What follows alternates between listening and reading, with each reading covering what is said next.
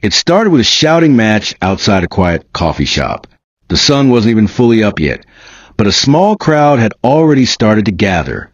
A man in a gray hoodie stood calmly beside his car, while the officer in front of him kept barking questions like he was talking to a criminal. But what caught everyone's attention wasn't just the way the officer was yelling. It was a calm smile on the man's face, like he knew something the cop didn't. Where are you watching from? And what time is it there? Drop a comment. We want to hear from you. This all began around 6:30 in the morning.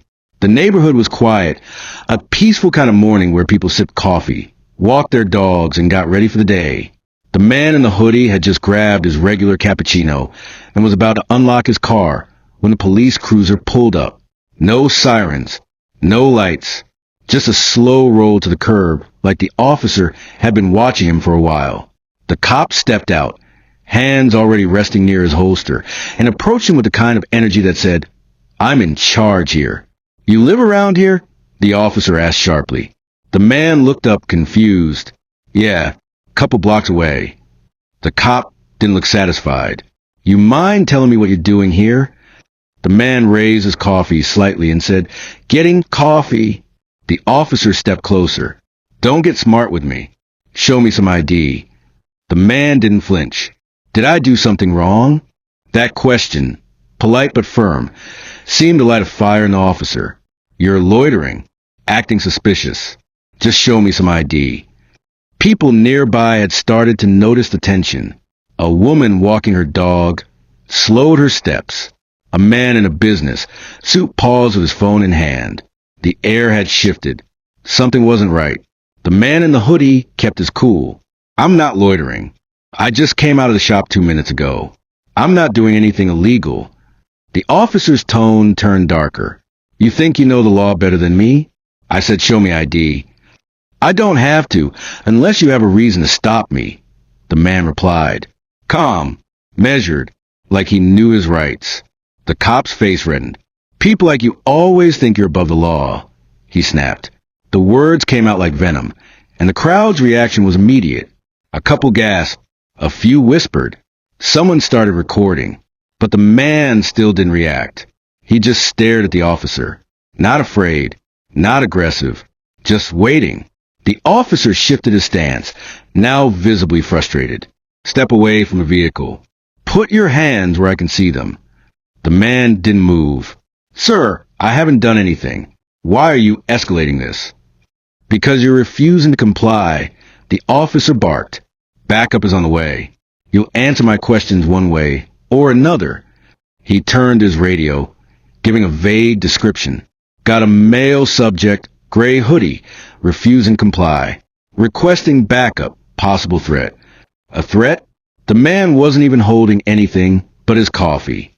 His hands were clearly visible. No weapons, no aggression, just calm, steady patience that somehow made the officer even more angry. That's when the man said it, quietly, but clearly enough for those nearby to hear. "Do you even know who you're talking to?" The cop scoffed. "Oh, I know exactly what type you are." That's when the woman with the dog finally stepped in. "He hasn't done anything. I saw him walk out of the cafe. Why are you bothering him?" The officer shot her a look. "Ma'am, stay back. This doesn't concern you." Another voice joined in. "He didn't do anything wrong, man. You're harassing him." Now there were more phones out, more eyes. The situation had changed. What was supposed to be a simple show of force was turning into a public event. But the man still didn't react. He sipped his coffee slowly and stared straight ahead, not at the officer but past him, like he was waiting for something. Or someone. And that's when the black SUV appeared. It didn't speed in. It didn't blast music or honk a horn. It just turned the corner and rolled to a silent stop across the street. The driver's door opened slowly and a tall man stepped out. He wore a fitted black suit, dark sunglasses, and an expression that meant business. No hesitation in his step. No confusion in his eyes.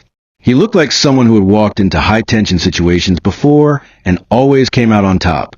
He crossed the street calmly, his shoes clicking against the pavement with every step. The officer turned slightly, sensing something had changed. The suited man spoke first. "Is there a problem here, officer?" His voice was deep and controlled, like steel wrapped in velvet. The officer looked him over. "This is police business. Please step back." The man reached into his jacket and pulled out a leather badge holder. He flipped it open, and the gold letters flashed in the morning light. FBI. The crowd went silent. Even the people who hadn't been paying attention before were now laser-focused. The officer's face lost color.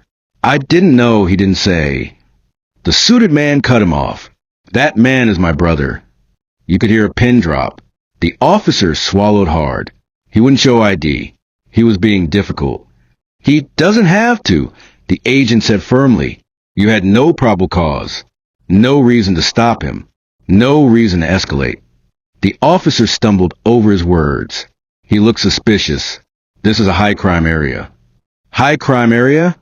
The agent repeated. "Because he was wearing a hoodie? Because of his skin color? Or because you think standing next to a coffee shop at 6 in the morning is suspicious?" The crowd was silent, still recording. The man in the gray hoodie hadn't said a word since his brother arrived. He just leaned on his car and sipped his drink, watching.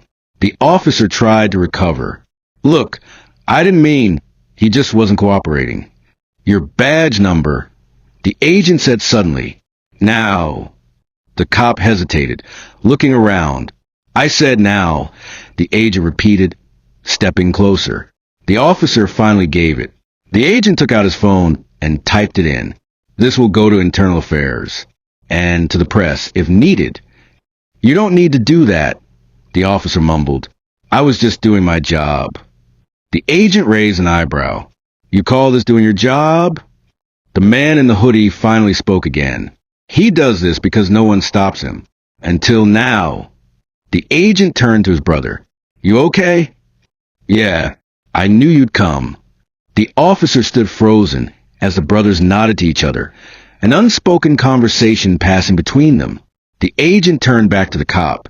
"You're lucky it was just me who showed up. This could have gone a lot worse." The officer didn't reply. He looked like he wanted the ground to swallow him. The agent gave one last glance at the crowd. "Thank you for standing up. Keep those videos." Then he walked back to his SUV, his brother beside him. The cop stood there, surrounded by phones, cameras, and people who now knew exactly what happened. And the man in the gray hoodie? He got in the passenger seat, like it was just another Tuesday. But for that officer, nothing about that day would ever feel normal again. The SUV pulled away slowly from the coffee shop, but the tension it left behind didn't fade. The crowd was still in shock. Some people continued recording. Others just stood silently, thinking about what they had just witnessed. The cop, now looking more like a rookie than a man of authority, got into his cruiser and drove off without saying a word. But deep inside, he knew his day wasn't going to end well. Inside the SUV, the mood was calmer. The man in the hoodie leaned back in the passenger seat, eyes out the window, still sipping the last of his cappuccino. His brother, the FBI agent, kept his eyes on the road, both hands on the wheel. Neither of them spoke for the first few blocks. Not because there was nothing to say, but because everything had already been said in silence. Finally, the agent asked, "How often does this happen?" The man in the hoodie gave a small, tired smile. "Too often, but that was the first time it got that far." "You should have called me sooner," the agent replied, a bit of guilt in his voice. "I shouldn't have to call anyone," the man said quietly, "not to feel safe getting coffee." The SUV turned down a quieter street lined with houses and tall trees. The city noise faded into background. The agent looked over briefly at his brother. "You handled it better than I would have." "You handled it exactly the way I needed," the man said, glancing over with a grateful look. They pulled into a driveway. The house wasn't fancy, but it was clean and familiar. It was home. They both stepped out, and for a moment, it felt like they were just two regular brothers catching up after a long time apart. Inside, the living room was filled with the scent of fresh wood and coffee. A picture of the two of them as kids sat on a shelf, one in a school uniform, the other already trying to look like a young detective with a toy badge. "So," the man in the hoodie said as he kicked off his shoes, "you really just showed up out of nowhere like that?" I had a meeting nearby, the agent said, taking off his jacket. But something didn't sit right when you didn't text back this morning. I drove by the cafe to check in. You always have timing like a movie hero, the man chuckled. Not a hero, the agent replied. Just your brother. That night, while the city moved on like nothing happened, the story kept spreading. The video of the incident hit social media by noon. It started with a post that simply read, "This man was harassed for nothing, but watch what happens at the end. Justice in real time." Within hours, the clip had thousands of views, then hundreds of thousands, then millions. People couldn't stop talking about it. The calm way the man in the hoodie held his ground, the way his FBI brother walked in and shut it all down without raising his voice, the way the officer's face changed when he realized he had messed with the wrong person. The internet named him the calm brother and the shadow brother. News outlets started calling. Local channels ran segments. National networks followed. And just like that, what was supposed to be a quiet morning turned into something that echoed across the country. Back at the house, the brothers were sitting in the kitchen the next morning, eating cereal and scrolling through the videos on their phones. "Dude, we're memes now," the man in the hoodie said, laughing. The agent groaned. "Great, that's exactly what I wanted." There's one where someone dubbed Mission Impossible music over your walk across the street. Of course they did. The laughter was real. But underneath it, both of them knew this was bigger than internet fame. The man looked serious for a moment. "People are finally seeing what it feels like." "Yeah," his brother agreed. But they shouldn't have to see it on camera to believe it. A knock on the door interrupted them. It wasn't loud, but it was firm. The agent moved quickly, instincts kicking in. He looked through the peephole, then opened it slowly. Two men stood there, one in a suit, the other in uniform. Both had serious faces. "Agent Carter?" the suited man asked. "That's me," the agent replied. "We need to talk. May we come in?" Inside, the air shifted again. The uniformed man identified himself as an internal affairs officer. The man in the suit said he worked with the city's Office of Public Accountability. "We've seen the footage," he began. "We just want you to know we're taking this seriously." The agent nodded, skeptical. "I'm listening." They explained that the officer involved had been placed on administrative leave while the investigation took place. But they also had questions. Was there more footage? Had there been prior incidents? The man in the hoodie sat silently during most of it.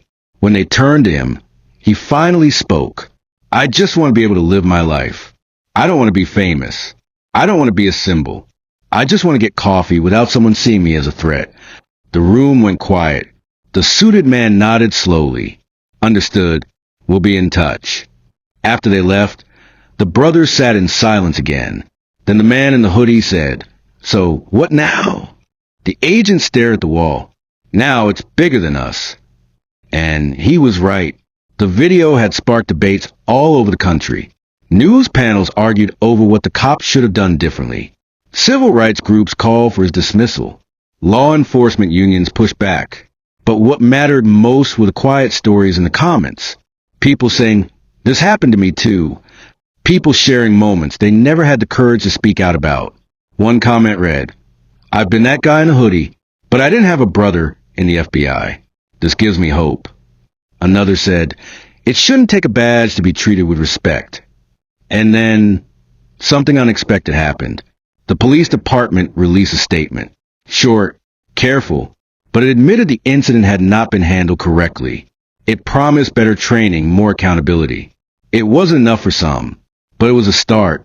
Meanwhile, the man in the hoodie kept living his life. He still went to the same cafe.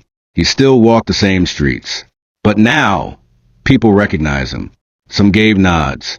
Others came up to shake his hand. A few even apologized, not for what they had done, but for what the world kept doing to people like him. And every now and then, his brother would stop by. No suit, no badge, just a brother checking in. One afternoon, as they sat on a bench watching the sun dip below the buildings, the man in the hoodie asked, "Do you think it changed anything?" The agent took a deep breath. Not everything, but maybe something. And that was enough. For now. Because real change doesn't happen in one day. It doesn't always come with sirens or breaking news. Sometimes it starts with a calm man refusing to back down, and a brother who shows up when it counts. And while the world kept moving, one thing was certain. Those two brothers had reminded everyone that dignity doesn't need permission, that truth doesn't fear a camera, and that sometimes the right person showing up at the right time can shift the story for good. The next few days were anything but quiet. The brothers had hoped the attention would fade, that people would move on to the next trending story. But instead, the video kept climbing. Every morning brought new headlines, new interviews, new discussions. But for the man in the hoodie, it wasn't about fame. It was about finally being heard. And for his brother, the FBI agent, it was about protecting that voice from being twisted or drowned out. One morning, they woke to find their front lawn filled with reporters. Cameras, microphones, people shouting questions. Some wore suits, others carried phones on sticks, live streaming everything. Do you think the officer should be fired? Are you planning to sue? Will you speak at the rally this weekend? It was overwhelming. The agent stayed calm, stepping outside to address the crowd. His voice was steady. His message was clear. My brother has said all he needs to say. He wants peace, not a platform. Please respect our privacy.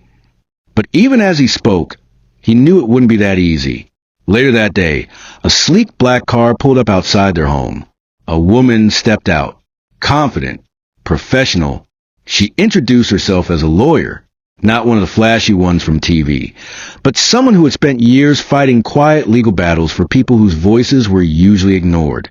I saw the video, she said, and I've seen too many like it. I want to help. At first, the brothers hesitated. They weren't looking for lawsuits. They didn't want to be part of a media circus. But the woman wasn't talking about fame. She was talking about justice. If this can change policy, she explained, not just here but in other cities, maybe it's worth stepping into the spotlight a little longer. The man in the hoodie looked at his brother. The agent gave a small nod, and just like that, they agreed to meet with her again. In the days that followed, their home became a hub of quiet conversations, legal documents, emails, phone calls, everything carefully planned. But not everyone was happy. One night, while the brothers were eating dinner, the sound of glass shattering echoed through the house. Someone had thrown a rock through the front window. Attached was a note with a single word. Enough? The man in the hoodie stood there, staring at the broken glass. For a moment, his shoulders sagged, as if all the weight of the world had returned in that 1 second. His brother called the local police. When they arrived, the tension was thick. One officer recognized them immediately. He shifted awkwardly, trying to be professional, but the history between them couldn't be ignored. We'll look into it, he said, but there was no confidence in his voice. After they left, the brothers began boarding up the window. No words were spoken, just the sound of nails and wood. But when it was done, the agent turned to his brother. They want you silent. That's why they did it. I know, the man in the hoodie replied, but I'm not going anywhere. The next day, the lawyer returned with news. Civil rights groups wanted to support their cause. They were organizing a press conference, a peaceful rally. The man in the hoodie hesitated again. Crowds weren't his thing. Spotlights weren't either. But then he thought about the comments he'd read online. The messages from strangers. The people who had never been seen until his video gave them a voice. I'll go, he said. The rally was held in a park downtown. A wide open space surrounded by buildings and history. Thousands showed up. Some carried signs. Others brought candles. Everyone brought hope. The man in the hoodie stepped up to the microphone.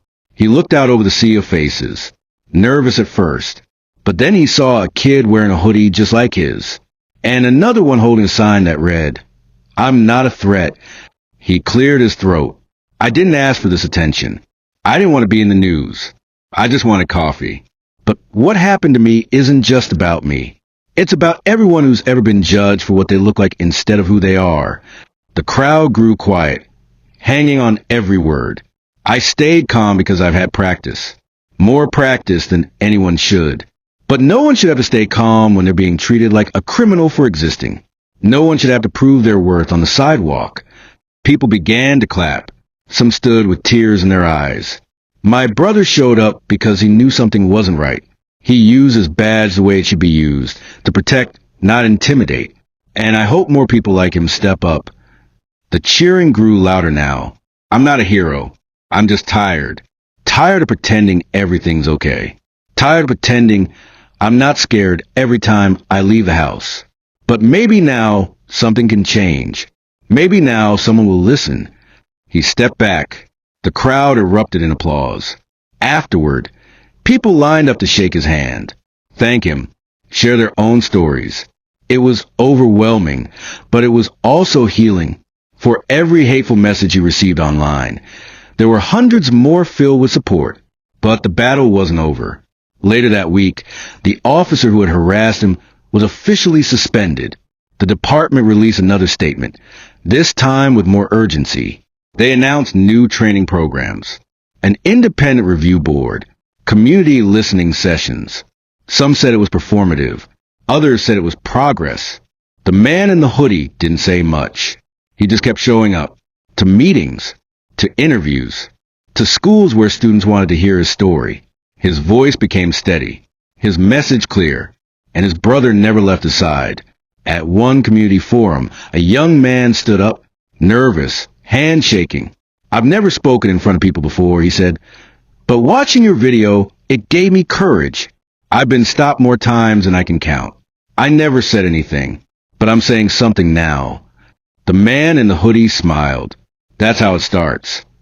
Meanwhile, the FBI agent began working with other departments, sharing his perspective. He didn't just flash a badge anymore. He used his experience to educate, to guide, to change minds from the inside. He wasn't just protecting his brother now. He was protecting others who didn't have one. One evening, they sat together on the back porch, looking up at the stars. You ever think we'd be here? The man in the hoodie asked. Not like this, his brother replied. But I always knew you'd make people listen. The man laughed. I just wanted coffee. Yeah, his brother said. And look what you started. They sat in silence again, the kind of silence that felt like peace. But far beyond their neighborhood, change was still rippling. Cities began adopting new policies. Schools used the video in discussions about race and justice. People were starting to listen, not just with their ears, but with their hearts. And though there was still work to be done, one thing had become clear. This wasn't just a viral moment. It was a movement. All because one man refused to bow his head, and his brother refused to let him stand alone. The weeks that followed were unlike anything the man in the hoodie had ever imagined. What began as a quiet moment of injustice had turned into something massive, something that refused to die down. His story wasn't just being talked about in his city anymore. It was being discussed across the country. It was being studied, shared, and reflected on in classrooms, workplaces, and newsrooms. But even in the storm of attention, he stayed grounded. He never acted like a celebrity. He never tried to capitalize on the moment. He kept showing up where he was needed. And more importantly, he kept listening. He listened to the stories of young kids who had gone through what he did. He listened to parents who were afraid every time their sons left the house. He listened to teachers try and make sense of how to talk about it with students. And he listened to his own heart, which was still healing. His brother, the FBI agent, remained close. He had gone from being just a protective older sibling to someone people now recognized as a symbol of what the badge could mean when used the right way. He didn't ask for praise. He didn't want to be called a hero. He just wanted people in uniform to stop seeing the worst in people who looked like his brother. One evening, they were invited to a town hall forum held in a neighboring city. The audience was a mix of community leaders, activists, and law enforcement officers. Some of the officers in the crowd looked uncomfortable. Others looked curious. But one thing was clear. People were beginning to talk with each other instead of at each other. When the man in the hoodie took the stage, he didn't give a rehearsed speech. He spoke from the heart. I don't hate cops, he said. I don't hate anyone. I hate being afraid. I hate walking into a store and knowing someone's watching me. I hate getting pulled over and wondering if I'm going to make it home. I hate that my nieces and nephews will grow up with that same fear unless something changes. The room was quiet. A few heads nodded. One officer near the back wiped his eyes. I didn't ask to be in this position. I didn't want to go viral. But now that I'm here, I won't waste it. If I have to keep telling this story 100 more times so it reaches the right people, I will. When he stepped down, there was no thunderous applause. Just a stillness that spoke volumes. People were thinking, feeling, processing. After the forum, a young officer approached them, nervous, eyes downcast. I just want to say, I saw what happened to you. It made me question some things I was taught. Thank you for being calm. Thank you for not turning away. You changed the way I see this uniform. The man in the hoodie smiled gently. That's all I wanted. From there, more invitations came in. Not for fame, but for dialogue. Police departments asked him to speak during training days. High schools asked him to visit and share his experience. He wasn't looking to build a brand. He was trying to build bridges. One day, a letter arrived in the mail. Handwritten. It was from an older man in a small town. The letter began with honesty. I was raised to believe a lot of harmful things. It read, I never questioned them. I never saw the problem, because I never had to, but your story woke something in me. I saw your calm. I saw your pain. And I saw your dignity. Thank you for shaking me awake. That letter stayed pinned on the man's wall for months. Not because it flattered him, but because it reminded him that change was still possible, even in the quietest corners. Meanwhile, the officer who had harassed him had been officially removed from duty.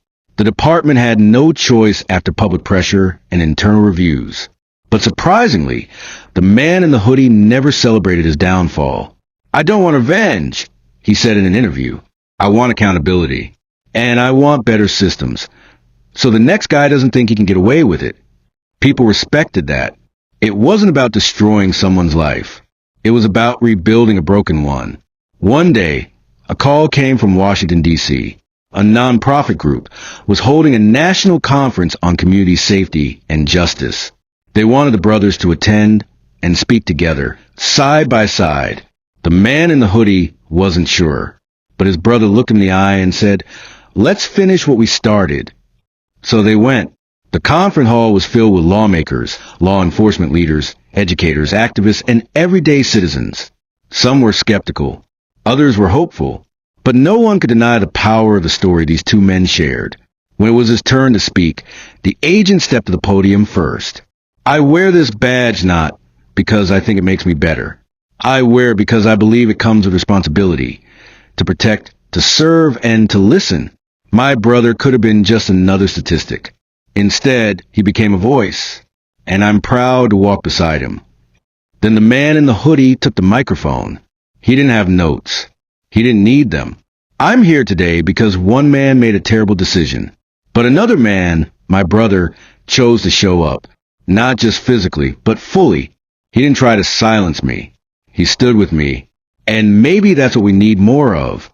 Not people who pretend to have all the answers, but people who are willing to show up and stand with each other.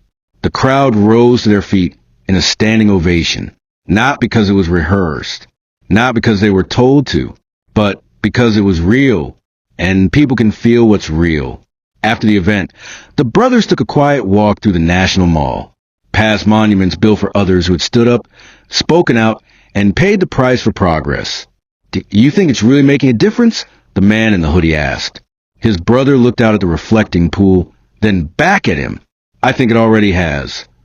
They stood there in silence, letting the weight of everything settle in. Not as a burden, but as a truth. Back home, things slowly returned to normal. Well, a new kind of normal. The man in the hoodie couldn't go to the grocery store without someone recognizing him. But they didn't treat him like a celebrity. They treated him like a neighbor, a voice, a reason to hope. He started working with youth programs, mentoring teenagers who felt unheard. He didn't talk down to them. He listened. He reminded them that they mattered. that their anger was valid, but their futures could still be bright.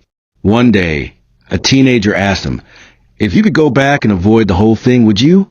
He paused for a long time. "I don't know," he finally said. "That moment changed everything.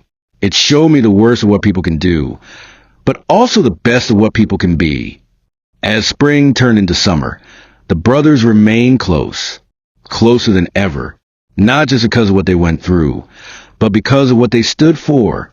And slowly, city by city, conversation by conversation, the change they fought for began to take root. Not overnight, not easily, but definitely, undeniably, truly. A movement had been born, not because someone shouted the loudest, but because someone stood the calmest. A man in a hoodie, a brother with a badge. Two men, one moment, 1,000 ripples. And if this story moved you, if it made you think, if it made you feel something you can't quite put into words, then don't let it end here. Share it. Talk about it. Stand up when something feels wrong. And most of all, subscribe to this channel for more powerful stories that speak the truth and shine a light where it's needed most. Your voice matters. Your heart matters. And together, we can keep the story going. Thank you for watching. Where are you watching from, and what time is it right now? Drop a comment below. We'd love to know. And don't forget to hit that subscribe button, because stories like this are just the beginning.